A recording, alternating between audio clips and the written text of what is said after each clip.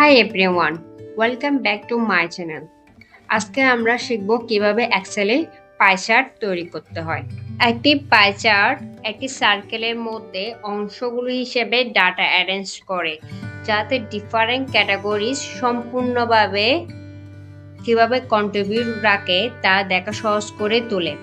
Excel offers two types of pie chart, 2D or 3D pie chart. একটি data set দেখানোর জন্য best, donut chart একাধিক data set তুলনা করার জন্য বেস্ট। এক্সেলে ডাটাগুলো এন্টার করলাম। এখানে হচ্ছে দুইটা কলাম আছে, একটা কলাম হচ্ছে ক্যাটাগরিজ আর একটা হচ্ছে ভ্যালুর জন্য। এখানে আমরা ক্যাটাগরির জন্য সেলস পারসন আর ভ্যালুর জন্য রেভিনিউ। এখন ডাটা সিলেক্ট করব B2 থেকে C6। রিবনে টাকা ইনসার্ট ট্যাবে যাব, পাই আইকন ক্লিক করব, 2D পাই চার্ট সিলেক্ট করব। চার্ট টাইটেল কাস্টমাইজ করব। চার্ট ডিজাইন ট্যাব সিলেক্ট করে পাই চার্টটাকে আরো কাস্টমাইজ করতে পারি।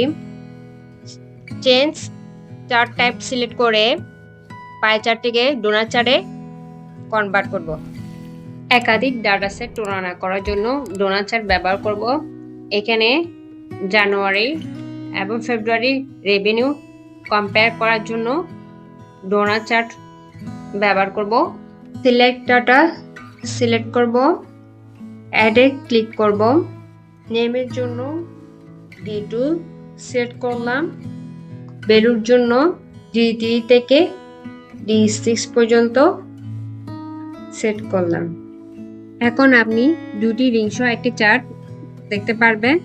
ইনার রিংটি রিপ্রেজেন্ট করে জানুয়ারি রেভিনিউ, বাইরের রিংটি রিপ্রেজেন্ট করে ফেব্রুয়ারি revenue.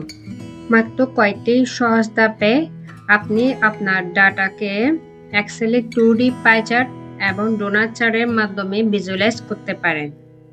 Thank you for watching. Don't forget to like and subscribe for more Excel tips. See you in the next video.